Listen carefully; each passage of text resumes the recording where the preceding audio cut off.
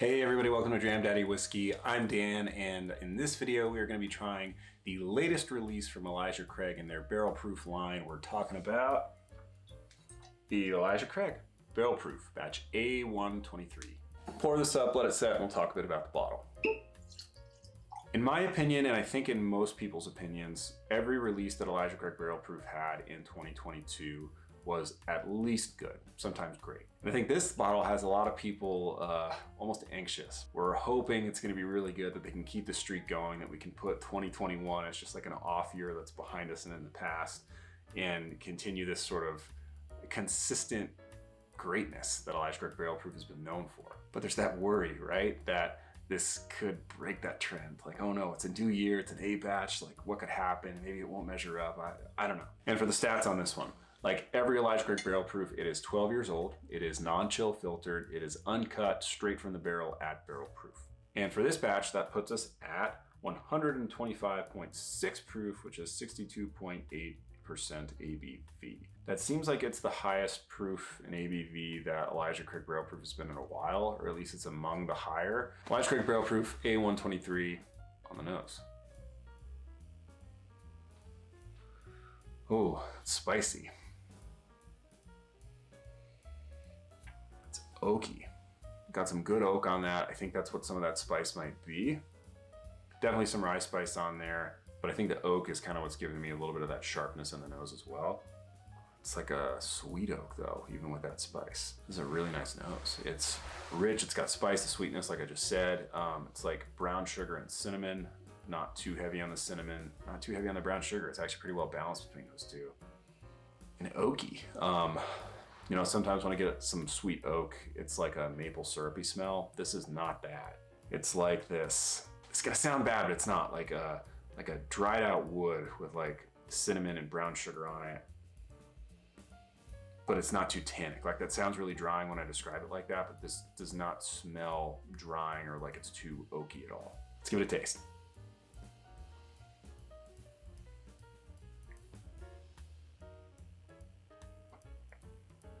You get the oak up front,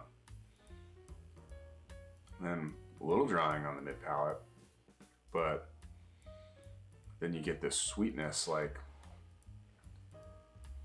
wow. It's like a hint of cherry and like sweet oak on the back palate. Like a cola note actually too. Yeah, oh yeah. And that's what the finish is. The finish is like this, this sweet cola note. And with a little bit of the tickle from the oak and the rye spice, I assume it almost gives it that kind of faux effervescence that you sometimes get with bourbons. That was a good sip.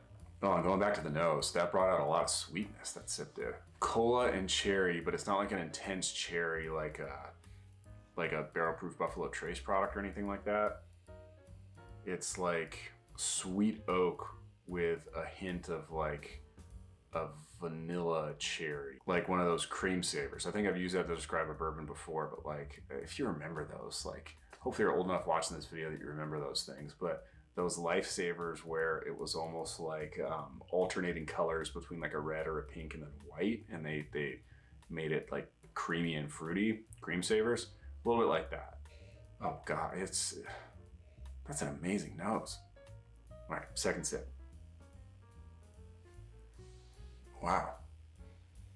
And the sip follows. Like, if I'm being super, super critical, like if you're looking out for bad things, so far both of the sips I've had, I've either gotten a little bit of dryness or you can pick up a hint of bitterness. And then as soon as you try to think about it, it goes away, and it's blown away by these excellent flavors that you're getting of oak. Like the oak is really shining through on this, like a really sweet oak, like not tannic, not drying.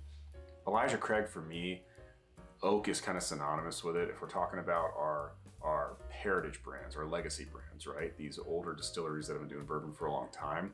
If I want kind of a basic product, or at least an easy to find product where I'm gonna get some oak on it, and I'm not trying to find some ultra aged craziness or having to spend an arm on a leg or hunt for days, usually Elijah Craig is the way to go. But oftentimes it is a little bit drying, or it is a little bit too much, or it's spicy.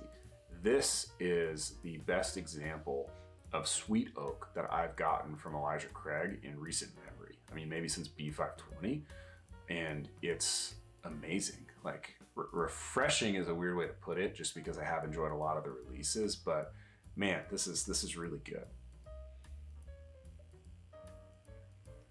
It's more of the same in the best way. It's sweet oak, you get cola, you get vanilla, you get some cherry.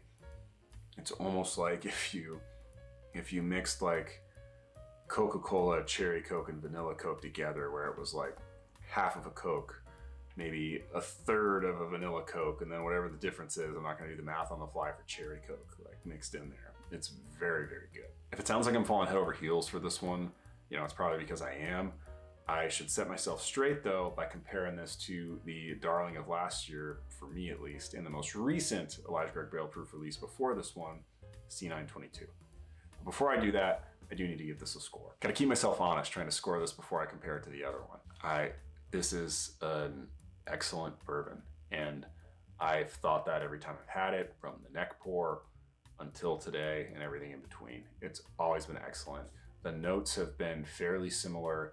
Maybe the prevalence of one over another has kind of like changed, you know, they've flip-flopped a little bit over time, but they've always been there. And I was really pleased to open it now, have a pour, and to pick up on those things that I've loved so much over the past few times I've tried this. This is an amazing bourbon. It's up my alley. The proof is great. It's viscous. It's not overpowering. It's definitely the best bourbon I have had in 2023, without a doubt. Elijah Craig Barrel Proof batch A123 gets a score from me of 9.3. So good, so amazing. Go get one. I don't buy a lot of backup bottles because I really enjoy trying new things. I will be getting at least one backup bottle of this. It's incredible. Now that I gave you my score, I gotta set myself straight, hold myself honest. I'm gonna compare this to C922 to see if, when I compare them head to head, if it really is all that I think it is. Let's find out. Bit of water for our health, really just to cleanse the palate. All right, C922. So more rye spice on this for sure. The oak's there, the sweet corn's there, but this is definitely like the rye spice that's stealing the show, I guess, compared to the A123. On the palate, it's really good. It's spicier. The oak is there. It is more tannic. I mean, it's not drying. This was a really great bourbon. Like, this was my favorite of the ECBPs of last year, which says a lot because I liked them all last year. There's sweetness there. There's more baking spice there. I don't know what that is. Maybe a little bit of cinnamon than there is in the A123, at least as far as I remember. Well, let's try again. Yeah, on the nose, just sweet oak all day. Maybe that's just the corn like working really well with the oak.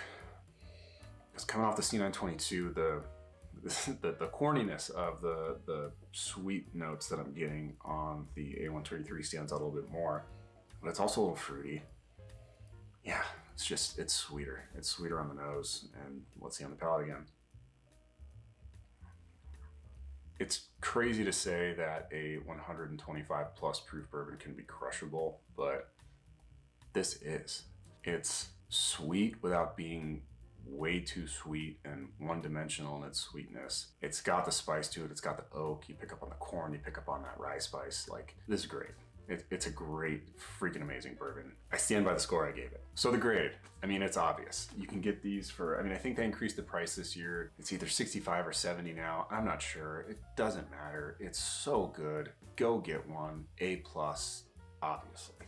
My favorite Elijah Craig Barrel Proof batch, as I think I mentioned before, with B520. I did not get a backup, but I did save 4 ounces. I kind of want to try A123 against B520. So let's do it. Just a bit. All right, let's try it. On the nose. Oh, it's similar to A123, more so than the C922 was. I'm getting more of the sweet corn notes and the oak than I am any fruitiness though. It's sweet oak, corn and oak all the way through on the palate.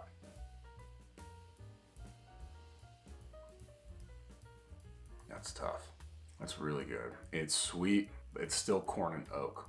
That's still the bulk of what I'm getting. And then you get spice from the rye that comes up kind of like in your cheeks, like the side, and gets you on the back palate.